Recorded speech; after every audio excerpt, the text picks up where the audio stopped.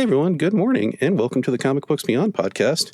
I have with me a very special guest this week, Jimmy Gaspero. Did I pronounce your last name correctly?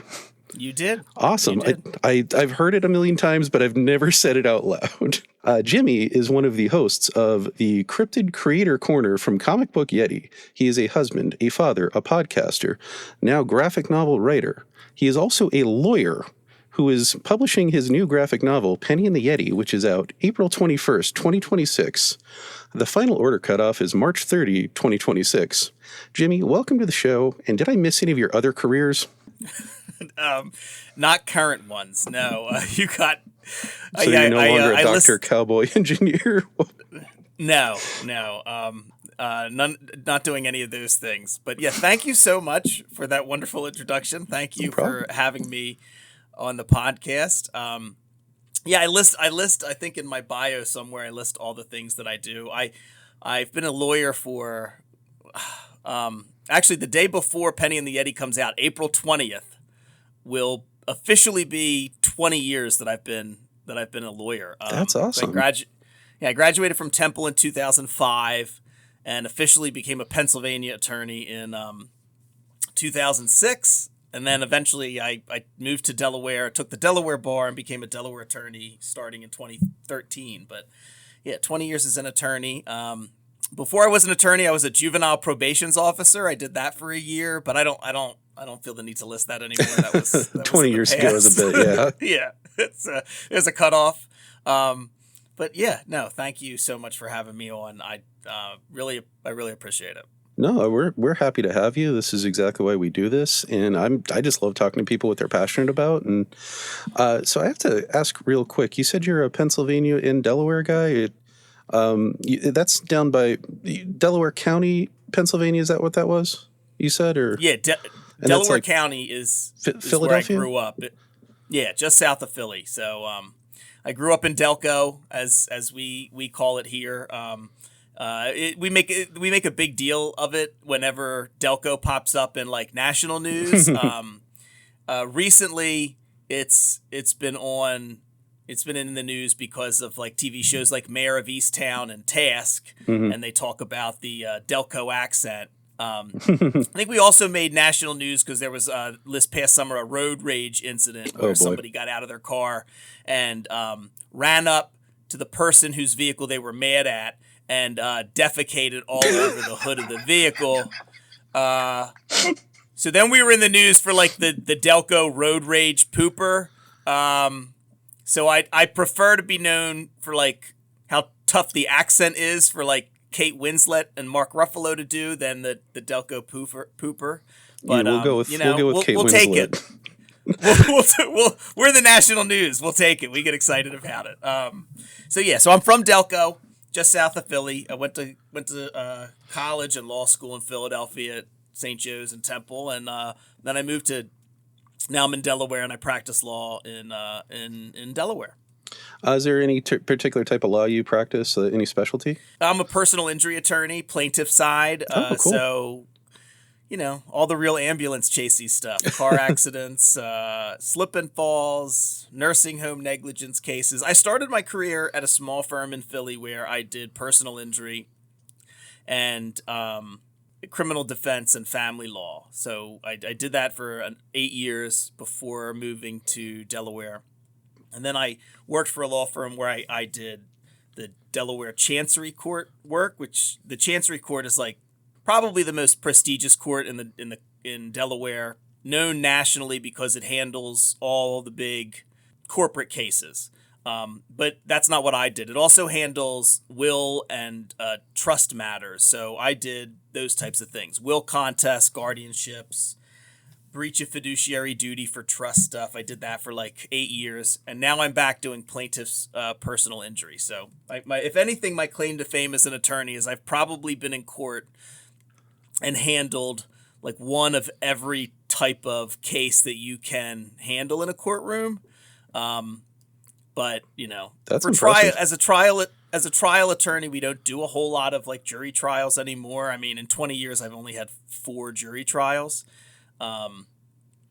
But yeah, I've handled a bunch of different stuff over 20 years. But now pretty firmly in plaintiff's personal injury, and really enjoy where I work. Really enjoy the stuff that I do, and yeah. But a number of years ago, I got back into comics and got involved with Comic Book Yeti, and then that kind of it all kind of happened at the same time. At the time, I got into Comic Book Yeti at the same time I wanted to start to try and write comics, and that was 6 years ago. And so I've been published in a couple of anthologies and kickstarted my own anthology last year, and now have my first with Amber Aiken, who's the co-creator and artist. Great artist, by the way. She's phenomenal. And Buddy Beaudoin is our letterer. And now 6 years later, my birthday's next week, so I'll be 47 and I'll have my first graphic novel published. So yay. Oh, happy early birthday. Thank you. 3/14, Pi Day. Nice. Oh, we got a nerd on the show. Congrats. As I drink out of my Excel cup. So Jimmy, normally on this show, I ask guests what their lunch order, but since we're recording in the morning, how do you take your coffee in the morning, if you don't mind me asking? And if you're one of those cryptids that don't drink caffeine, how do you get by? Oh, no, definitely caffeine. I drink my coffee black. Excellent. Good choice. Yeah, black coffee. And yeah, that's it. That's me too. A latte if I go out. I will get a latte every once in a while. There's a great place that I go on Friday mornings on my way to work. Like, that's my little treat every Friday. I go to this place in Delaware, Sleeping Bird Coffee. They make phenomenal scones. They have sweet and savory scones. Ooh. So every Friday I'll go and I'll get either hot or iced, depending, black coffee. But they do really great flavored lattes, and every once in a while with my scone I do like a little treat. But if there's any listeners in Delaware and you know about Sleeping Bird, their Old Bay cheddar scone is amazing. Nice. That's I will be traveling south later this year, so I'll try to stop in if I can. Oh, it's a great place. Love the folks there. But that's a great question to ask people their lunch order. I like that. Oh, you can learn a lot from a man or person, about their lunch order. My friend in high school, he used to do this bit where he would watch me eat my lunch and he would look at me and say, "You can learn a lot from a man by watching him feed," just to freak me out a little bit. But honestly, he's kind of right. Like, you can tell a lot about someone when, what they get for lunch, like how healthy they are, how much they like to live, what's their fun. And I think one of the best answers I've had on the show was Brad from Comic Books Couples Counseling. He got really into it. It was fun. Oh, that's awesome. Yeah. Yeah. We were talking off mic about them, and I just love talking about people who are great. And I'll probably gonna be adding your name to the list after this one. I hope so. I'll do my best. You're already off to a great start. I mean, so not on my questions list, but since you're a lawyer, do you have a favorite fictional lawyer, comic book or not? Because we got a lot in comics. We got a lot of other good lawyers. Yeah. A lot of bad lawyers too that are fun. It's true. There are a lot of bad lawyers that are fun. I mean, I think the most influential to me would be Atticus Finch. Like, To Kill a Mockingbird was a big deal when I first read that book, and there's so many things, not just about him as a lawyer, but Atticus Finch as a person in Harper Lee's novel, that I think is.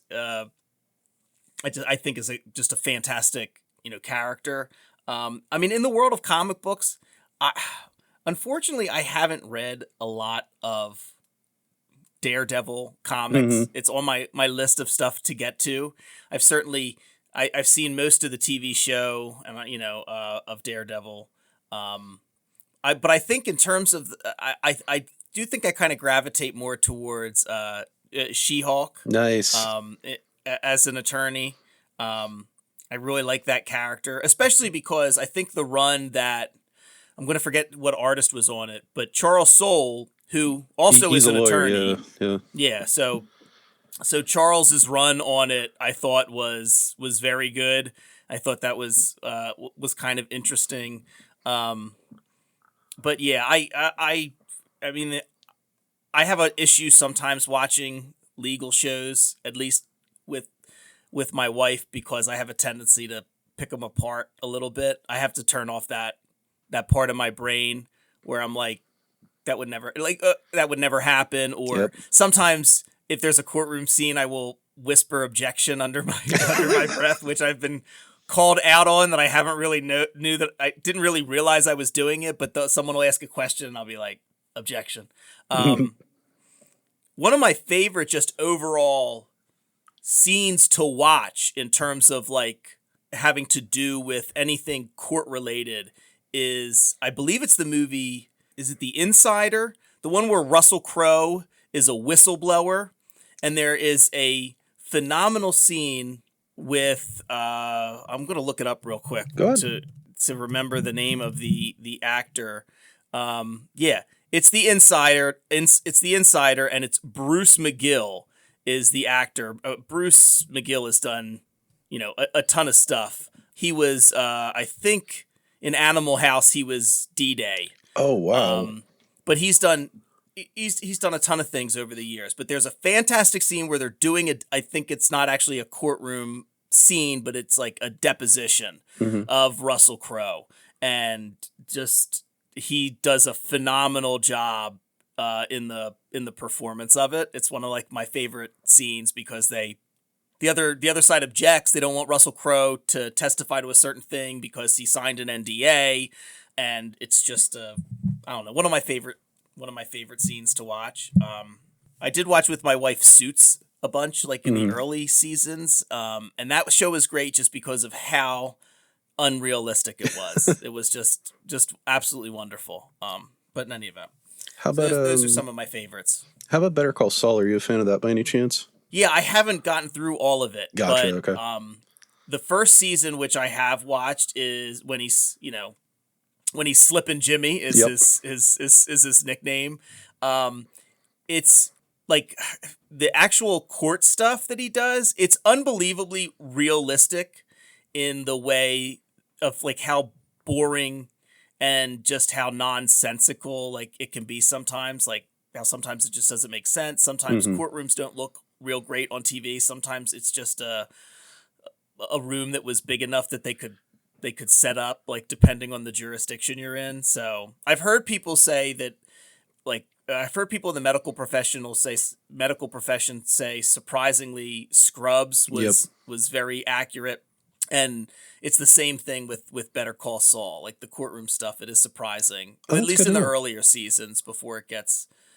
At least from what I understand, I haven't gotten through all of it yet, but do love Bob Odenkirk in that character. Oh, he's great. Like that is one of my favorite shows of all time. And you mentioned Scrubs. My wife's a PA, and she said that's the only medical show she can actually watch because of how inaccurate everything else is. And like you hear, no, they would be dead. That's not how that works. That disease doesn't exist anymore. You can't get that. That's what it's like when like she puts on anything. All right, so let's get back to comics if we could, because we're here to promote Penny and the Yeti, which is a phenomenal little book. Now, this is an all-ages story, and I paid a doctor to make sure I never have kids, and take it from me, someone who does not have, children, who gargles extreme horror for breakfast. This was a heartwarming, charming story that was fantastic writing with great art. So that is the endorsement of this show. I teared up a little bit reading certain parts of this. This was truly something special.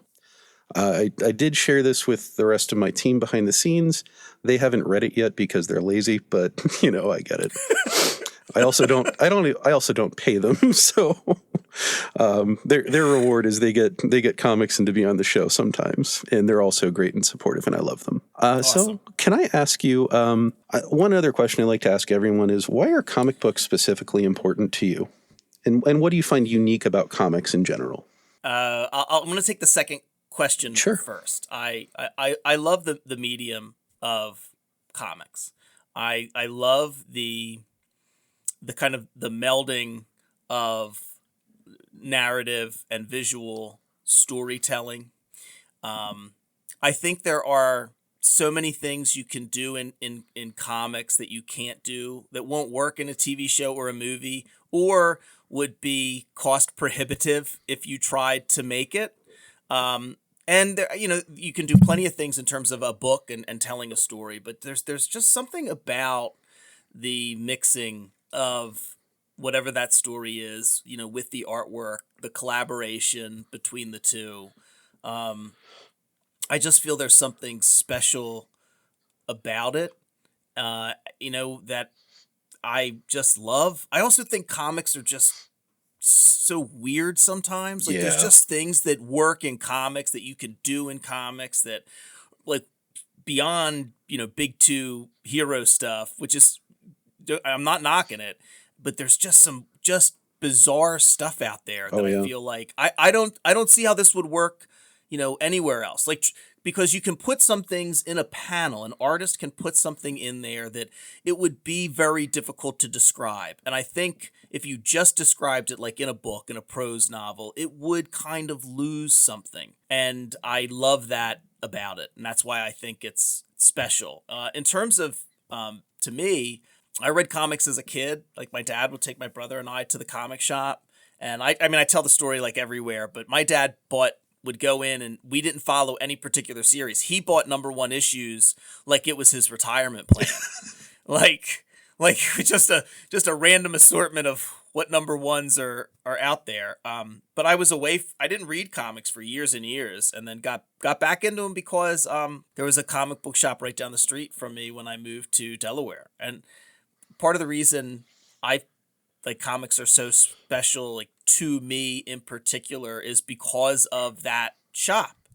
The folks that owned it at the time, who have since sold it, but they were wonderful. They were Sarah and her husband Titus. They were just wonderful people. Everybody that worked there, they were so friendly, so welcoming, and it was just a great place to kind of go and hang out. And like I would take my oldest is daughter, I would take her, and I would take both kids once we had the second. But they're so welcoming to the kids. They had a kids section. It was just a really special place. And I went from just reading comics, through Comixology or on my iPad to setting up a pull list, and and I've had that for I'm probably close to 10 years at this point. That I've set a pull list up and got my comics from them, and it meant a lot to me going to that place. And then also, finding people online and wanting to start to write comics, and then doing stuff with Comic Book Yeti and the podcast. I just feel like it's a great community. The past, at least since 2018 or 2019, I've been going to Baltimore Comic Con. It's a great show. Oh, it is. I love Baltimore a lot. Yeah, everyone I meet there has been fantastic. All the creators, it's just, I don't know, I feel like it's a really special community. And, especially now with different Discords that are out there, I'm on a couple of them, and just being able to joke around or share, I'm in one that has like just weird channels, like, we share like food and good things that are happening, like bad things. Like it's just it's a real community. I don't know. I mean, it's hard. I'm not the first to say it, but it can be hard to make friends, like as an adult outside the workplace, to find new people. And I mean, a lot of these folks I have not met in person, but like it's so weird. Like when you do meet someone that you've communicated with online and talked about this stuff, and it's just like, it's like an instant buddy, because you've been communicating and you already have this connection in terms of comics. So there's always going to be that connection to comics themselves because of the community that I feel like I've found. So everything you just said there is like hitting me in every direction of like, I love hearing this because this is exactly why I like the comic book community. We're so accepting, like it's a true community. Every comic shop I've ever been to that like I've had a pull list at, it was like you almost make instant friends there. You're a part of the family, part of the club. Like I've only going to my current shop for a couple months now, but like I fell right in really quick, and they asked me to hang out and just and they're not looking to get like free work out of me or nothing, but nothing like that. But yeah, I just moved to my area a couple years ago, and I finally found a comic shop. I was actually away from comics, kind of similar to you, for a while. I had a just unfortunate thing of, being poor, and like around Rebirth era, DC, like late Marvel now, when everything was double shipped and prices were going up. It was just hard to be a comics fan, and bought my first house. But now, I'm back in it, and this is one of the best things I've done for myself. Like, it's like, and like you said, it's hard to make friends as an adult, and I work from home. I'm a remote worker. So like, I don't really get to go out to the bar with people or anything, and I'm lucky. I have a lot of friends in the area where I live in. Most of my friends moved up here for grad school, and my wife just got a job up here, so I went with her. That was nice of you. Yeah. Usually I try to be supportive. I'm originally from Wilkes-Barre, Scranton, Pennsylvania, if you know that area at all, and I apologize if you do. I do. I know Wilkes-Barre. I know Scranton. Yep. Sorry, we're not all like that. But yeah, I'm up in Binghamton, New York now, and it's just joining the community, the comics community up here. I'm trying to get involved with promoting our con a little bit, and the one thing I can say about the comic book community is everyone is so supportive of each other. Like, creators that me being brand new to the space, everyone has been like super welcoming. The Talking Comics guys had me on. I had Lisa and Brad on. I chatted with Alex Jaffe.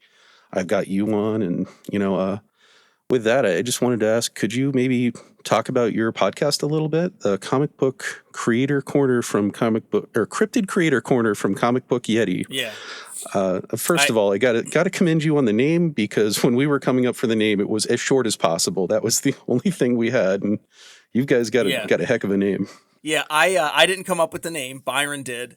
So Byron O'Neill is now the editor-in-chief at Comic Book Yeti. Comic Book Yeti was started, I'm not sure exactly when, maybe 2016, 17, by Matt Ligeti. And Matt did a lot of stuff, for a number of years, and there were different editors and some different folks involved. Matt eventually left, and Byron took over as editor-in-chief. Byron had wanted to do a podcast. He asked me if I would, help out, because I was doing written interviews. I was the interviews editor, and I thought, yeah, I could help out, with the podcast. Although I had always joked, because it seemed like everybody had a podcast. I'm like, that's something I'll never do. And then Byron's like, do you want to start a podcast? And I was like, man, I guess. If you're ever to go back and listen to any of my early episodes, I did like a bit for I don't know how many episodes where I just hated the name. I hate it because it was long, and it was very comic booky in terms of being, alliterative, like, Peter Parker, Bruce Banner, like, and I was just like, oh, the Cryptid Creator Corner. Like, I got to say that every time. Comic Book Yeti's Cryptid Creator Corner. But, we're stuck with it now. It's been, like I said, it's over 4 years and 400 episodes. So it's a memorable name. I'll give you that. It's awesome. And it's a great show. I've been going back and listening to a couple episodes here and there. I really enjoyed your, what's the name of your award show? Is it just the Comic Book Yeti Awards? I think I started there actually. We had a great idea. Well, again, this was Byron, had a great idea to call it the Indie Comics Excellence Awards. And we could call it the Ice Awards, because, like, the Yeti, Abominable Snowman. Yes, yeah, that face you're making. Yep. That podcast listeners can't see. So this year it was just the Yetis.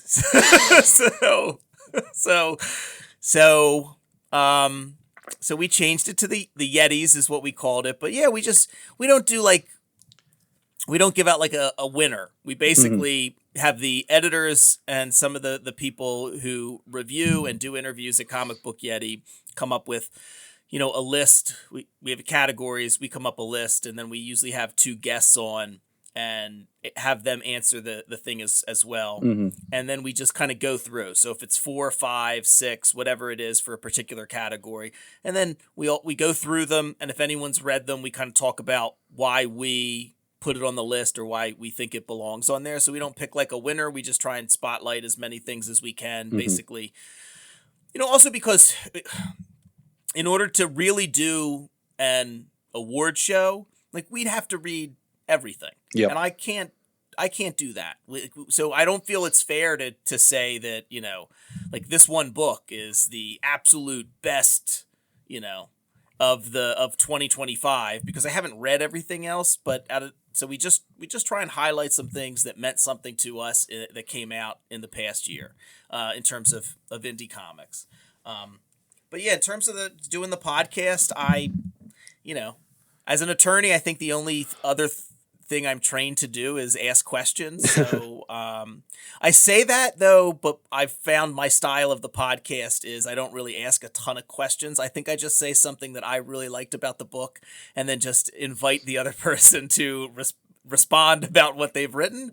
But I don't know. I really enjoyed it. I've tried to just dig into the material to give the creator a chance to talk about what they've worked in or what they've done before, what they have coming up, their experience in comics, and then anything else interesting that I, find out about them or that we can, chat about along the way. But I've really enjoyed it. I mean, I feel like I've learned a ton. I feel like I've taken like a 4-year class in making comics, and there's still things that creators say about storytelling or as a writer about working with an artist and about collaboration that I still kind of try and take in and figure out how to make that work for me to become a better writer and a better storyteller.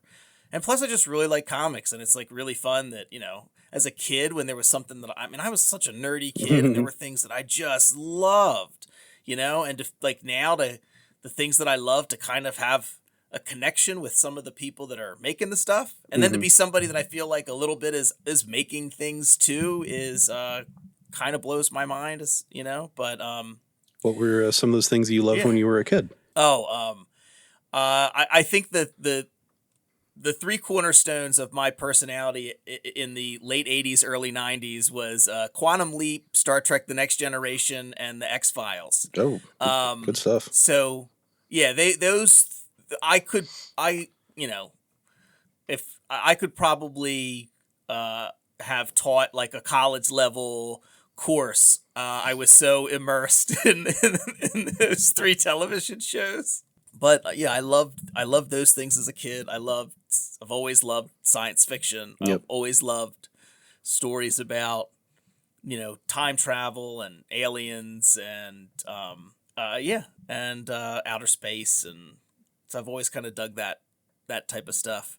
And I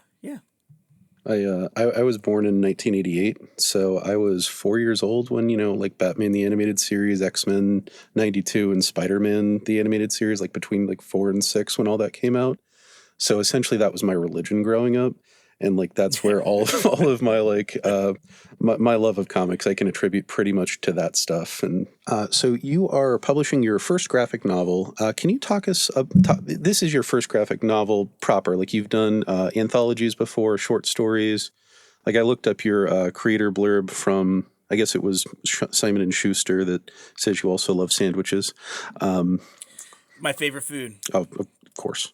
But can you talk about maybe some of the journey from going from podcaster to writer? Because you touched on a few things, and I kind of have to adapt your interview style, I think, because several of my questions, like you gave me little dribs and drabs of them already, so we got to do this on the fly. This is going to be fun.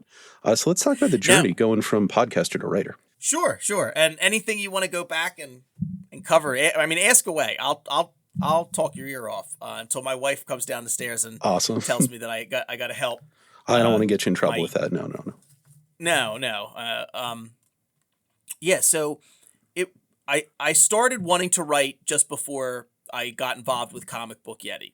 So after reading comics and like tweeting about them, and I really liked doing it. I liked reading comics, and not everybody around me in terms of my friends like read comics, so I'd go online, go on social media and like talk about it and tag people just to kind of promote their stuff, just because I like doing it. I like saying, hey, I read this thing, really enjoyed it.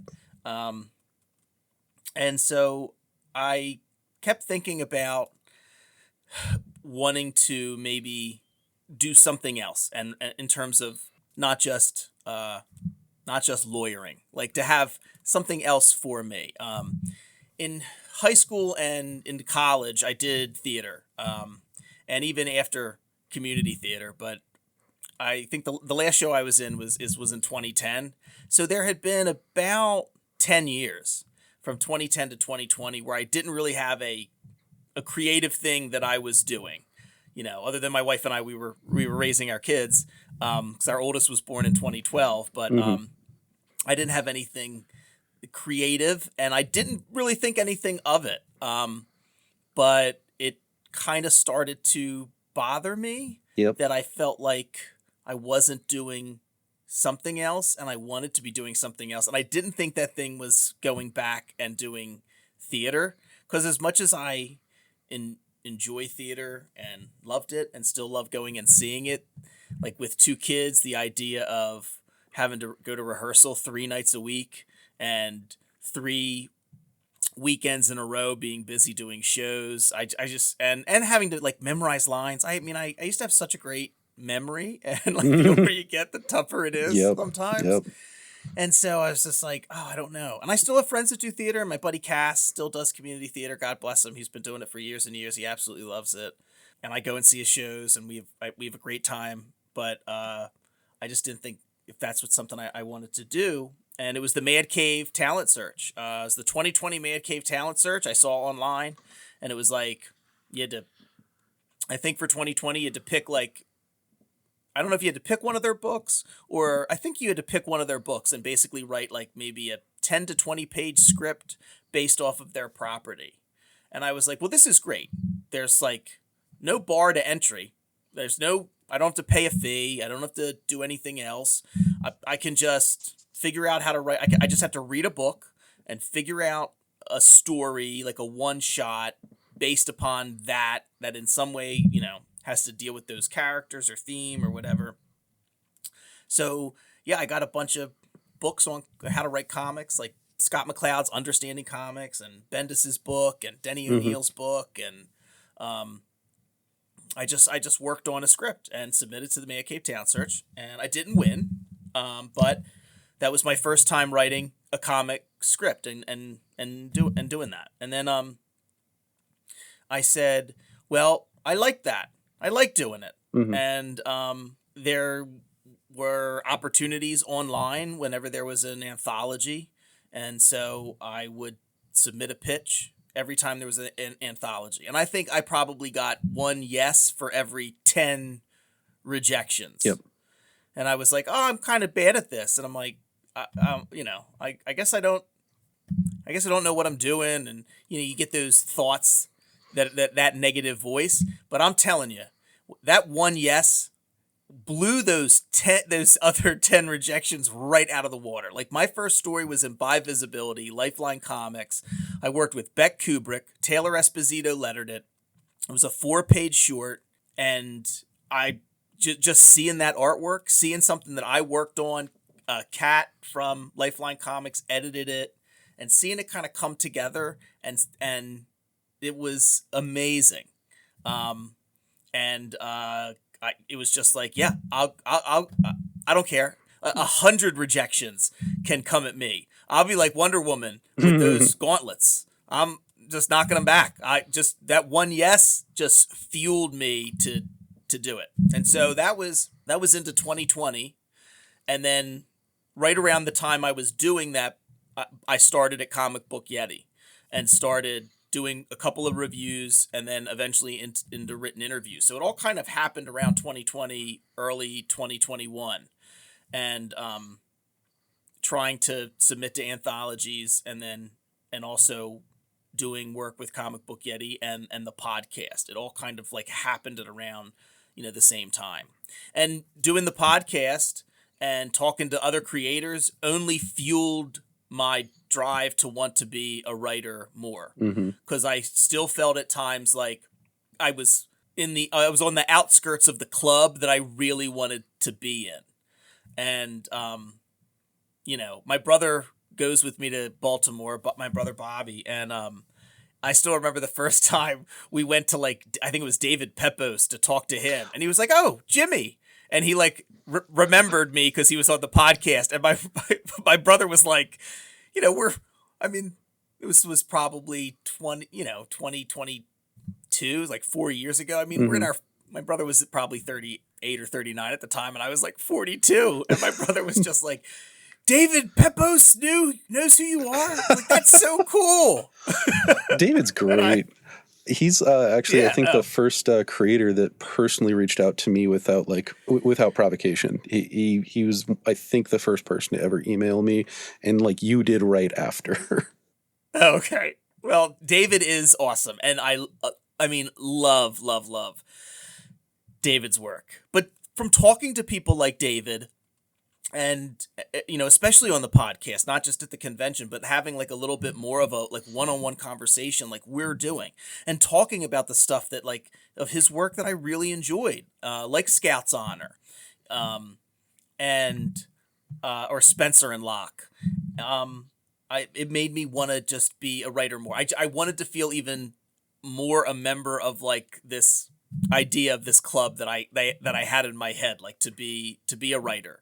And so yeah, if anything, the podcast just I think made me a better storyteller from listening to all these creators talk, both writers and artists, and yeah, talking to all these creators one-on-one just even more so made me want to create, made me want to write.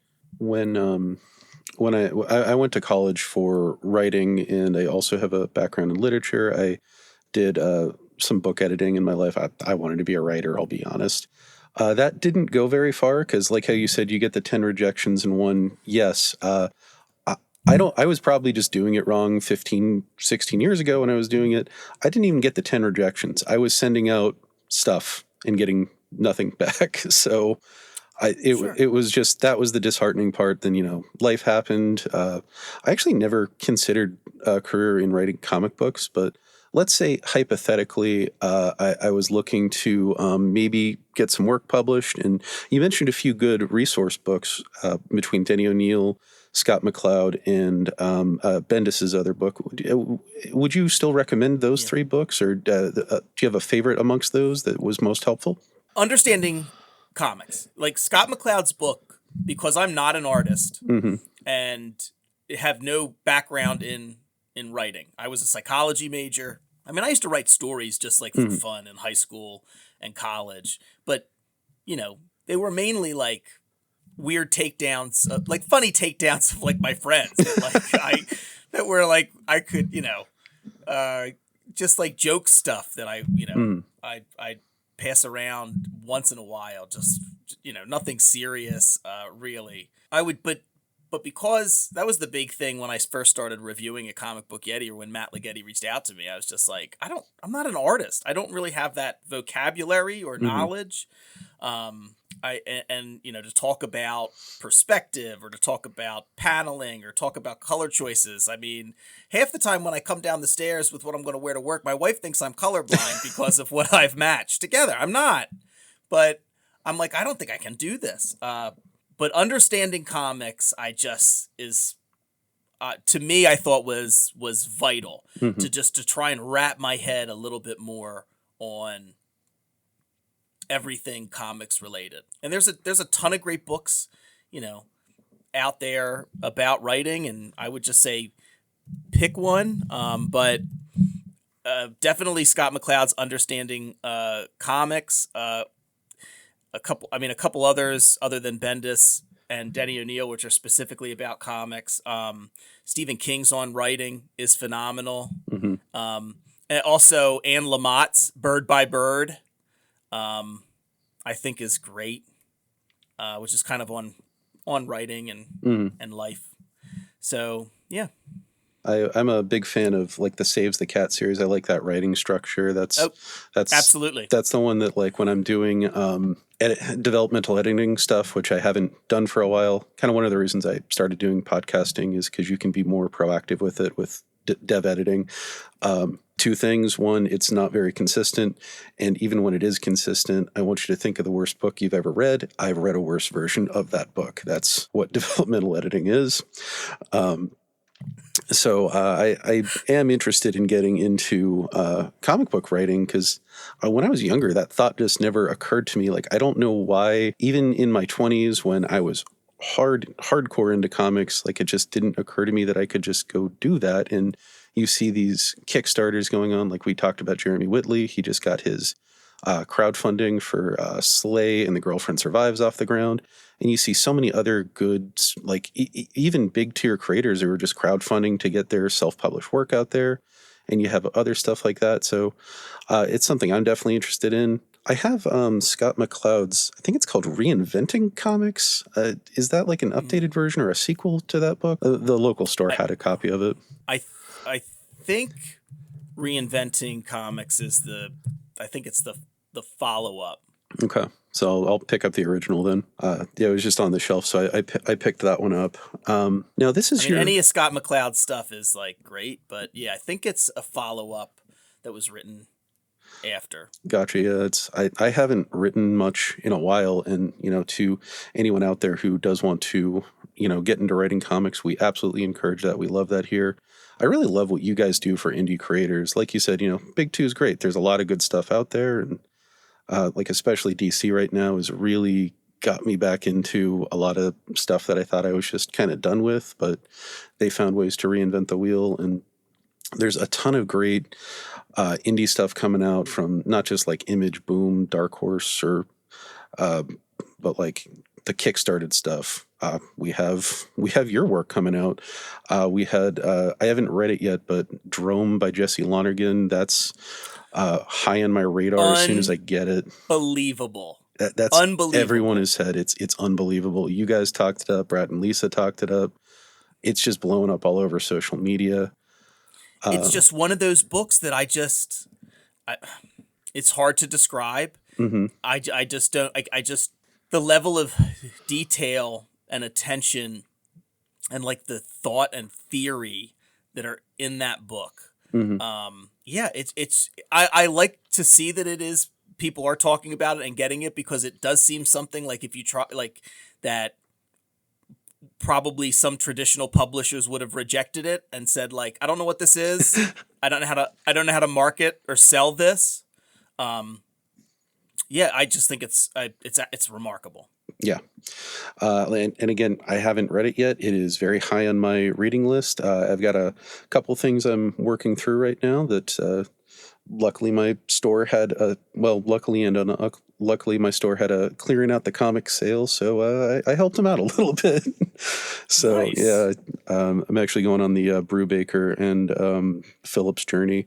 That's a huge gap in my background that they had most of it, and I picked up what I could. Oh yeah, I love a lot of that stuff. I'm a huge fan of. I mean, Criminal's great. I'm a huge fan of the Reckless series, the Ethan Reckless books that they did. Yeah. I think are some of the best comics I've ever read.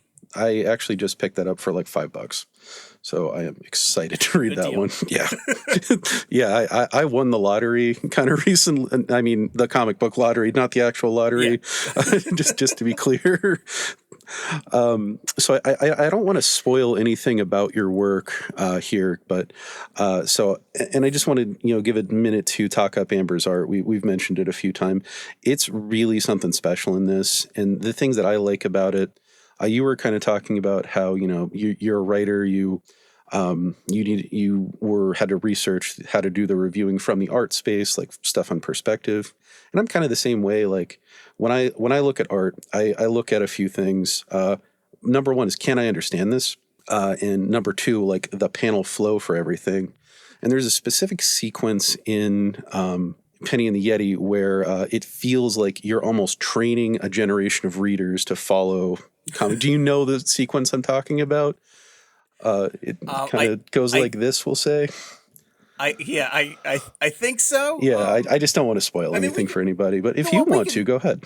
I mean, if is it the library scene? Yes, it's the library scene. Yeah. That is probably if not my favorite, like top 3 parts of the book. And I could pull the script up to see what it said. I'm not exactly sure, but I think it was just like, one of the things about script writing with comic scripts is that coming to this at such a late age, when I first started scripting, I was very worried about quote unquote doing something wrong, and like made sure that I did it right and I had the script right and the formatting right for the art. I just was really worried for some reason about somebody telling me like that I did it wrong. And then, and I don't know why, because I'm not like that in my work at work. I'm very confident in what I do as an attorney. And maybe it was just coming from this late and feeling like I'm dipping a toe in the water. But for Penny and the Yeti and working with Amber, I was like, I got to get rid of that garbage. Like I can't, you got to make this the best you can be. You can't be afraid. You can't be hesitant. Like you got to do this. And so if there was something I wasn't sure about, rather than acting like I knew what I was doing and whatever, I would just be in the script like, Amber, this is what I'm thinking. And I would basically just, that would be my panel description. Amber, this is what I'm thinking. Something like this. Maybe we could do this. Maybe we could do that. What's your input? What's this? And I think I just had something like, I was thinking it would be really like, Amber, page 1, panel 1, or, big double page spread. They're in the library. I would love to see something. Maybe they like go around to all the places in the library that Penny likes to show Yeti all her favorite things about the library. Like, I really want to show that they love the library. Like, what do you think? And she delivered that. And I was like, well, that's a million times better than anything I thought. Do you plan to like post the script online or include it in the book by any chance? Or even sell it separately? Because I think that would be awesome. It's not included in the book, but I'd love to be able to at some point, as long as once the book's out, probably like maybe later in the year, if Paper Cuts doesn't have a problem with it. Right. I'd love to be able to, to share the script with folks, because that's one of the things that helped me immensely, which I meant to say earlier, and then I sidetracked myself. The other thing, other than going and getting books on writing and how to write a comic script, or Scott McCloud's Understanding Comics, one of the things that I loved is I went and grabbed every trade paperback on my shelf that included a script as back matter. Awesome. And I love when a trade does it. I love back matter.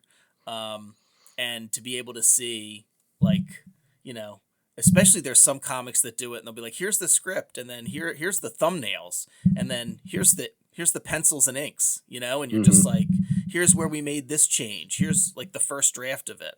And I gobbled that stuff up. And I was just like, oh, great. This is how Tom King writes a script. This is how Cullen Bunn writes a script, like, whoever it was. Right. And so I would love to be able to do that if there is anybody out there that wants to, take a look at what the Penny and Yeti script looked like. But working with Amber was incredible. I'll be forever grateful to Beck Kubrick, who gave me Amber's name. And it was, Amber just did such an amazing job. And I think the story, the heavier moments of the story, when Penny and Perry, the older sister, parents are arguing, and I think they would feel heavier if it wasn't for like the lightness and the whimsy of Amber's art. Yep. And she just does some like phenomenal things with like their facial expressions. And there's like early on in the first section of the book, there's one where both Perry and Penny are facing the reader, and they're trying to figure out what to do. And Penny is suggesting things as like the little sister, and Perry's facial expression is like to a T, like Webster Dictionary definition of annoyed older sibling. I really have to commend both you and Amber for how you handled some of the heavier stuff in this, because you do a thing that I really like in any storytelling where you have characters they're arguing, but it's not because one's right and one's wrong. Like they have difference of opinions on things, and there's things that they both do wrong, and there's things that they both do right, and it's just a genuine disagreement, and it feels like very human arguments, like very realistic, not overly exaggerated, and it's just good portrayals, and I think you guys handled that really well. So hats off to you there, both of you. Yeah, it's did you do like a lot of research in like any of the psychology? You said you were a psychology undergrad? Major. Yeah. So I have a bachelor's degree in psychology. I mean, I I did research in terms of reading some books about um, family dynamics, Hmm. which I've done over the years. I didn't pick out, like, I didn't go to the library specifically when I thought to sit down and start to write the script for Penny and the Yeti. But I've read a number of things on the subject over the years. The main thing for me and Amber, and really the whole team at Paper Cuts, our editors that worked on it as well, Stephanie Brooks and then Teddy Leo, we wanted to make sure that the arguing never got too scary for Exactly. younger Yeah. readers. I also never wanted it to seem like one parent was right over the other. Like, this Yep. wasn't an opportunity to pick on moms. This wasn't an opportunity to pick on dads. Yep. Um, And I really I appreciate really that, just by the want. way. That I was mean, just nice to see. it's. Oh, well, thank you. I mean, this was really from Penny's perspective and how she perceives and how she struggles with the conflict in the house, and that just that constant stress and tension where Hmm. there's not any one thing. There's not any one thing that somebody did wrong and we can, apologize and Yep. fix it and move on. There's just like this, there's this stress and tension. And Perry's response to it is to kind of be checked out Hmm. and kind of just like, yeah, this is what it is, as long as it's not directed at me. Yep. Um, but it really, Penny's the type of kid that it really bothers her. And it was, that was kind of the toughest thing that I kept thinking about the whole time, and that we talked about a lot in the creation of the book, like to make it, to show what the house is like without it being any one person's fault, or Yep. without it being where where people would, like, think the parents are the villains, or really dislike the parents. I still wanted to have those moments where you're like, oh, they're, when they have their one-on-one time with Penny, like, you see, like, they're good people. Yeah. They've just gotten into some type of rut and they can't figure out how to get out of it. Um, so a lot of the creation of the book went into how to get that tone right. You can really say like the villain of this book is just the stresses of life in general, because that's so much of what causes arguments. Like the classic quote, "It's never about the dishes; it's about everything else." And we Yeah. don't even like get to like there's no like yelling really in this book. It's just people disagreeing with things, and like there's times where you see both parents, like you can see each person's side of things, and sure, I don't agree with how you handled this, but it doesn't mean you're wrong with how you handled this little situation.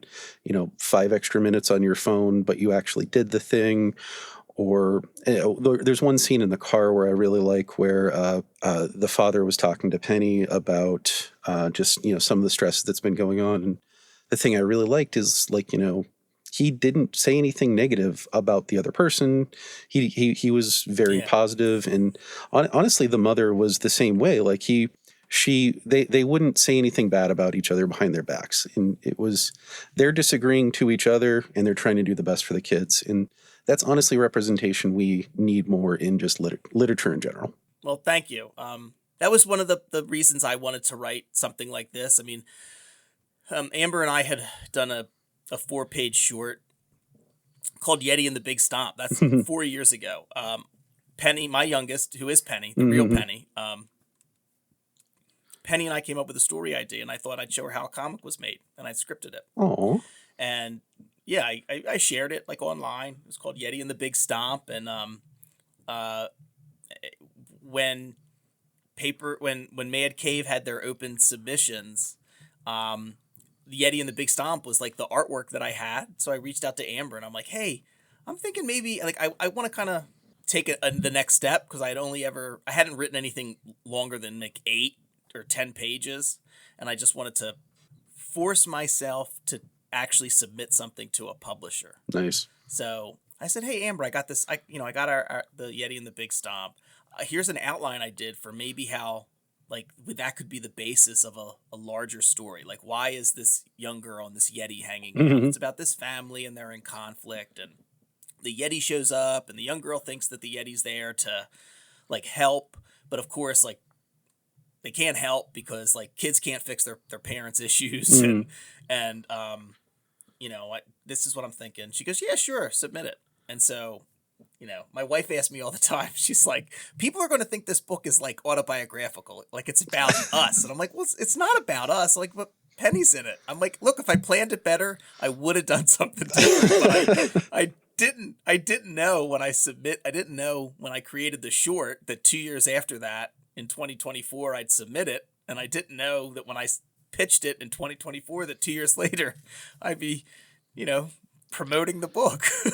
So, yeah, it's been a wild journey, but it was very important to us though, to kind of, keep all of those things in mind and to really try and create something that I thought that I hadn't quite seen represented before. You know, like these are, I think, good parents that have just kind of, they can't get out of their own way or can't get out of each other's way maybe. Yep. And I think a large part of why I think the response that I've gotten so far has been as, you know, really encouraging and positive, is because the family is very authentic, which I think makes those fantastical, imaginative moments between Penny and the Yeti that Amber draws so beautifully work better because of how realistic the family comes across. Without spoilers, I think we can say, you know, there's a Yeti in this book that shows up. We've talked about that. Yes. And I think one of my favorite just fun parts of the book is, you know, we have this conflict we're dealing with. It's heavy, and we have this Yeti that just shows up, and everyone just kind of deals with it. And you just have a Yeti in your life now, and it was just a really fun way to go. And I loved the Yeti character, and so if we need to cut this, we can. This was listed as book 1. Is there plans for the future? Is that something we can say on the show? Well, truthfully, I don't know. Okay. I have an outline. I would love to do a book 2. I think Paper Cuts is waiting to see how book 1 does. Hint, everyone, pick this book up. If they give me the go ahead. I already have an idea for book 2, and Amber's on board for book 2 if we do a book 2. Awesome. So yeah, I would love it if we get to do a book 2.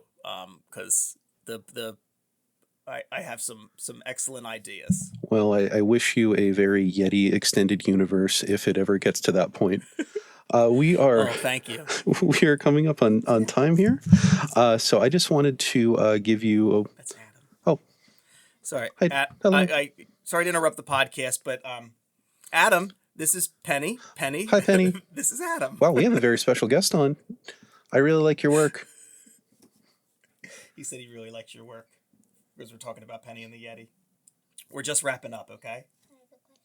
What's your question? Which one? Sorry, everyone on the podcast. I don't mean to be silent, but Penny came down and had a question about a book she is reading that she very much likes called Katie the Cat Sitter. So I'm trying to...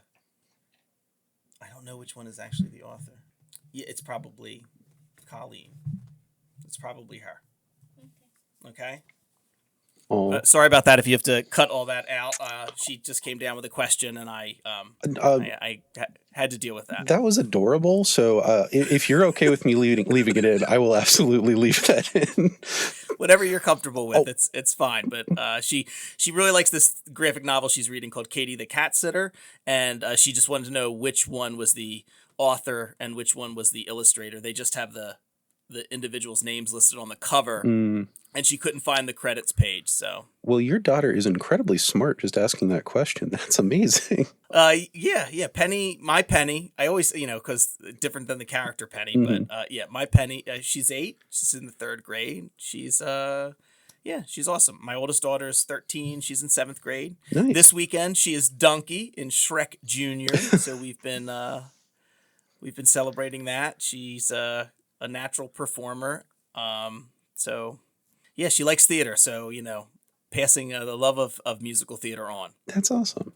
All right, Jimmy, I want to give you one final chance to promote this, promote your podcast, whatever else. Maybe if you could think of like anything out there that exists in the world, if anyone's, just wants to get a feel for this, could you recommend anything that this is like, or maybe you took inspiration from, or just general promotion in general? The mic is yours, sir. Sure. Have at it. Oh, thank you. Well, I just want to say thank you, Adam, for having me on. This has Happy been to have you. wonderful. I look, Penny and the Yeti is a story that means a lot to me, not just because the seed of it was a story that my Penny and I came up with, and because of that, now there's my Penny and the character Penny. But this family means a lot to me. The character of Yeti means a lot to me.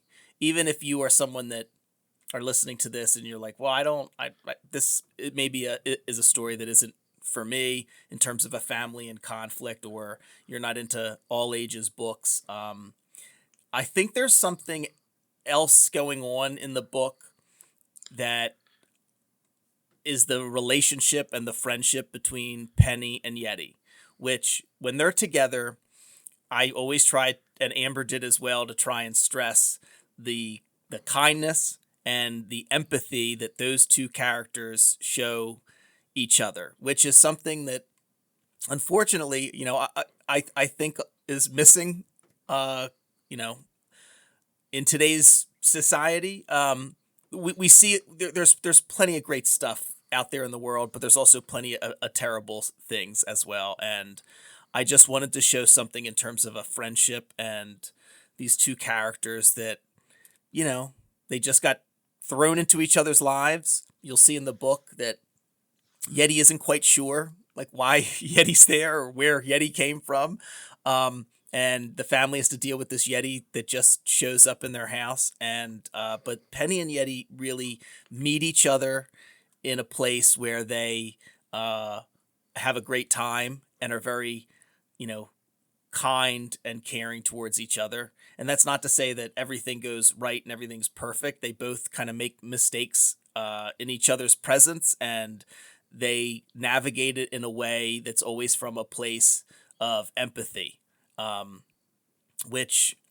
even if the family stuff and the all ages stuff doesn't pull you in, I think there's really something special about Penny and Yeti's friendship. And honestly, Amber's art is, even if you didn't like a single thing about the story that you've heard today, Amber's art is 100% worth picking this book up for, because it is just, it's magical. And so thanks for having me on, Adam. And for everyone listening, thank you for taking the time to listen and check out, Penny and the Yeti. Well, thank you so much for joining me. I had a blast today. I'm really excited for this book. I'll be picking up a copy. Going to try to get my shop to carry it. I'm going to talk to them maybe tomorrow if I get to go over. We're going to put a link to, do you have a website or any place where they can order it directly from you, or any preferred way to order or anything like that if they don't have a local shop? Paper Cuts is probably, you can get it anywhere you get your graphic novels, but usually the Paper Cuts website, you can get it right from them. I think it's like $9.99 for digital, and I think it might be $12.99 for, there's a softback, and it's like $17.99 for the hardcover. Also, I don't know if they're still running this promotion, but Paper Cuts was doing, if you sign up for their newsletter, you get 25% off. Oh, so there you go. I'll throw a link to that in the show notes, and I'll link your podcast as well. You have a great podcast. It's good to see, people talking up the indie creators. I love the work you're doing. I hope to see more work from you, so I sincerely hope this sells well. I'll be promoting it a little bit on social media. This is going to go up in a week or so. I forgot the exact date I told you, but the date I told you, that's the date it's going up. It'll be on, normal distribution platforms, Apple, Spotify, and I'm going to probably put it up on YouTube as well. I just recently got on YouTube, so we're still growing there. But yeah, awesome. But yeah, this was a great, fun conversation. I'd love to have you back at some point. I would love to come back. This has been a great way to start my Sunday morning, Adam. Thank you. Awesome. Well, we are going to call it here for the day. Well, everybody, thank you for listening. Definitely give this book a try. The artwork is amazing. The writing's amazing. It's heartfelt. It's charming. And it's got great representation of some positive stuff we just need more of. So thanks, everybody, and we'll see you next time.